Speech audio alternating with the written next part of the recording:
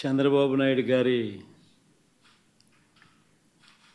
100 రోజుల పరిపాలనని ఆయన ఇచ్చిన అడ్వర్టైజ్మెంట్ నేపథ్యంలో మామూలుగా అయితే ఆయన చేసిన 100 రోజుల మోసాల మీద సూపర్ 6 లేదు, సూపర్ 7 లేదు. ఎన్నికలప్పుడు ఏదైతే తాను మాట చెప్పాడో, ఎన్నికలప్పుడు ఏదైతే తాను చేస్తాను అని ప్రజలను నమ్మించాడో, ఆ నమ్మించిన చంద్రబాబు ఈ 100 రోజుల పరిపాలన మీద ఈరోజు పేపర్లో ఒక అడ్వర్టైజ్మెంట్ ఇచ్చాడు. 100 రోజుల్లో మంచి ప్రభుత్వం తనది అని చెప్పి తాను చెప్పుకుంటూ, ఆ మంచి ప్రభుత్వం తనది అని చెప్పి ప్రతి ఇంటికి కూడా గ్రామ సచివాలయాల్లోని సిబ్బంది వెళ్ళి ప్రజలను కలిసి స్టిక్కర్లు అతికియాలని చెప్పి ఆ అడ్వర్టైజ్మెంట్ చూసిన తర్వాత నాకు నిజంగా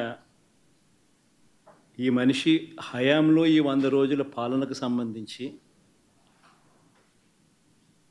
ఈ 100 రోజుల్లో చంద్రబాబు నాయుడు గారు చేసిన పాలన ఏమిటి అన్నది ఒకసారి గమనిస్తే, ఈ 100 రోజుల్లో సూపర్ 6 లేదు, సూపర్ 7 లేదు. ప్రజలకిచ్చిన మాట, ప్రజలకు చెప్పినవన్నీ కూడా అబద్ధాల మూటగా ఈరోజు రాష్ట్ర ప్రజల ముందు ఈ 100 రోజుల తర్వాత చంద్రబాబు దోషిగా నిలబడతా ఉన్నాడు. ఒకవైపున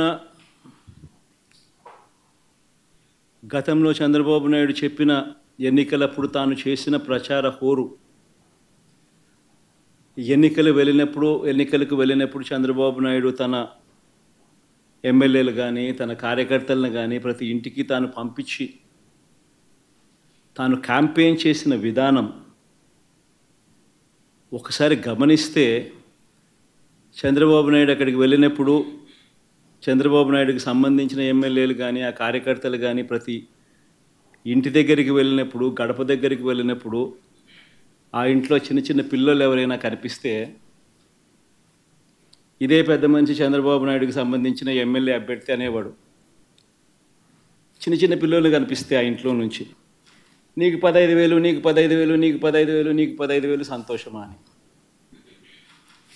ఆ ఇంట్లో నుంచి ఆ పిల్లలకు సంబంధించిన తల్లి కానీ ఆ చిన్నమ్మ కానీ పెద్దమ్మ కానీ బయటకు వస్తే నీకు 18,000, నీకు 18,000, నీకు 18,000 సంతోషమా అని అనేవాళ్ళు. అంతటితో కూడా ఆగిపోరు. 50 ఏళ్ళు పైచిలకు 50 ఏళ్ళు ఉన్న ఆ ఇంట్లో పెద్దమ్మ కానీ బయటకు వస్తే ఆ పెద్దమ్మని చూసి నీకు 48,000, నీకు 48,000, నీకు 48,000 అని చెప్పి అనేవాళ్ళు. అంతటితో కూడా ఆగదు. 20 ఏళ్ళ పిల్లోడు కన్నా ఆ ఇంట్లో నుంచి బయటకు వస్తే నీకు సంవత్సరానికి 36,000, నీకు సంతోషమా అని అనేవాళ్ళు. ఆ ఇంట్లో నుంచి ఓ కండువా వేసుకొని రైతు బయటకు వస్తే నీకు 20,000 ప్రతి సంవత్సరం, నీకు సంతోషమా అని అనేవాళ్ళు. ఇలా సూపర్ 6 అంటూ సూపర్ 7 అంటూ ప్రతి ఇంటికి దగ్గరికి వెళ్ళి ప్రతి ఇంట్లోనూ ఇదే మాదిరిగానే దుర్మార్గంగా క్యాంపెయిన్ చేసి ప్రజల ఆశలతోనూ జీవితాలతోనూ చెలగాటమాడి ఇదే పెద్ద మనిషి చంద్రబాబు నాయుడు ముఖ్యమంత్రి స్థానంలో కూర్చున్న తర్వాత ఈ 100 రోజుల్లో చంద్రబాబు నాయుడు చేసింది ఏమిటి అనంటే, మోసం మోసం మోసం అన్న పదాలకు అర్థం. ఒకవైపున ఇదే పెద్ద మనిషి చంద్రబాబు నాయుడు ఇంతటి దారుణమైన అబద్ధాలు మోసాలతో కూడిన పరిపాలన ఒకవైపున చేస్తూనే, మరోవైపున అన్ని వ్యవస్థలు తిరోగమనమే. మొట్టమొదటిసారిగా చూస్తూ ఉన్నాం, పిల్లలకు ప్రతి సంవత్సరం ప్రతి 3 నెలలకు ఒకసారి ఫీజు రీయింబర్స్మెంట్, పూర్తి ఫీజు రీయింబర్స్మెంట్ గతంలో వైఎస్ఆర్సీపీ ప్రభుత్వ హయాంలో అందేది. ఈరోజు 9 నెలలు 3 క్వార్టర్స్ అయిపోయినాయి. ఇంతవరకు విద్యా దీవెన లేదు, వసతి దీవెన లేదు. పిల్లలు ఫీజులు కట్టుకోలేని పరిస్థితిలో పిల్లలు ఈరోజు కాలేజీల్లోకి సర్టిఫికెట్ల కోసం కాలేజ్ యాజమాన్యాలు పిల్లల మీద ఒత్తిడి తీసుకొస్తా ఉన్న కార్యక్రమం జరుగుతూ ఉంది.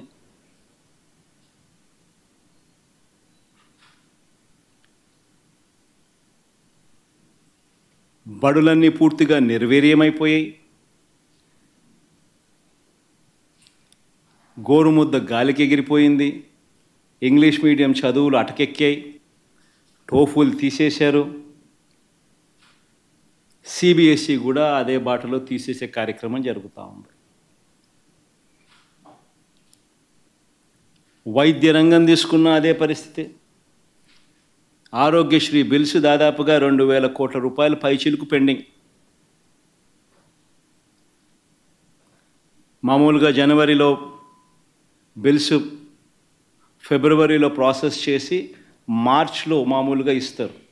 మార్చ్లో ఎన్నికల కోడ్ వచ్చింది, అంతే. ఒక్క బిల్లు పాస్ కాల. దాదాపుగా 2,000 పైచిలుకు కోట్లు Aarogyasri bills pending. Network hospitals ఈరోజు ప్రజలకు మంచి చేసే కార్యక్రమం, సేవలు అందించే కార్యక్రమంలో వెనకడుగు వేస్తూ ఉన్న పరిస్థితులు. 104, 108 సిబ్బందికి చంద్రబాబు నాయుడు గారు ముఖ్యమంత్రి అయిన తర్వాత ఇంతవరకు జీతాలు లేవు.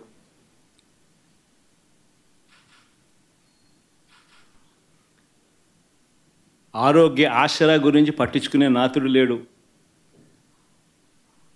గవర్నమెంట్ రంగంలో కడతా ఉన్న మెడికల్ కాలేజీలను స్కాములు చేస్తూ, స్కాముల కోసం కాలేజీలను ప్రైవేట్ పరం చేయడానికి అడుగులు ముందుకు పడతా ఉన్నాయి.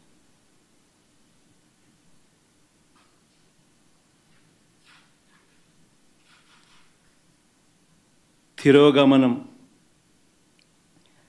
వ్యవసాయం అయితే పూర్తిగా చంద్రబాబు నాయుడు గారి హయాంలో రైతు పూర్తిగా రోడ్డున పడ్డాడు. రైతులకు అందాల్సిన పెట్టుబడి సహాయం 20,000 ఇస్తానన్నాడు, ఇంతవరకు రూపాయిల. అంతవరకు రైతులకు మామూలుగా వ్యవసాయం మొదలయ్యే టయానికి గత ప్రభుత్వంలో మా హయాంలో వస్తూ ఉన్న రైతు భరోసా పెట్టుబడి సహాయం కూడా ఇవ్వకుండా ఎగరగొట్టాడు. రైతులకు పెట్టుబడికి సహాయం పోయింది. రైతులకు ఉచిత పంటల బీమా ఎగిరిపోయింది. రైతులకు ఈ క్రాపింగ్ లేదు.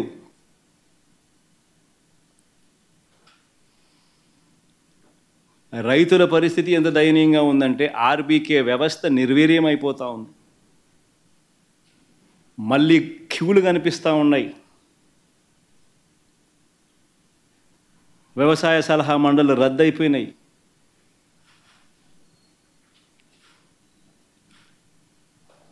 ఏ రంగం చూసుకున్నా కూడా తిరోగమనమే.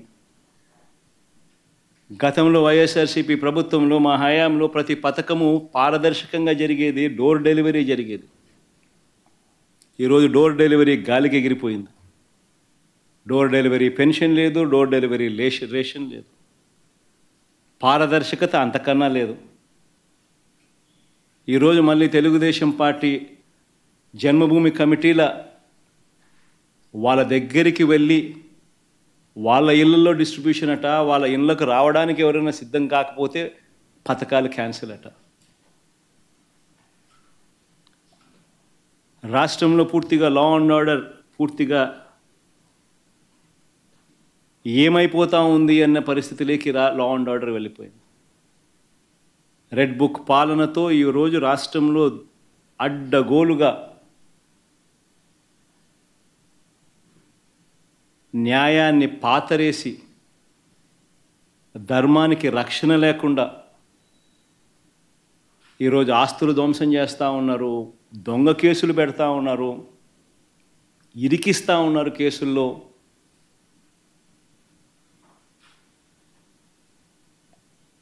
ఇష్టం వచ్చినట్టుగా రాజ్య పరిపాలన చేస్తూ ఉన్నారు. అన్ని రకాలుగా ఫెయిల్ అయిపోయిన ఈ ప్రభుత్వం చివరికి ప్రతి అతుగులోనూ డైవర్షనే, ప్రతి అడుగులోనూ డైవర్షనే. ఈ డైవర్షన్ పాలిటిక్స్ అన్నిటివి ఏ స్థాయిలో ఉన్నాయి అనేది ఒకసారి గమనిస్తే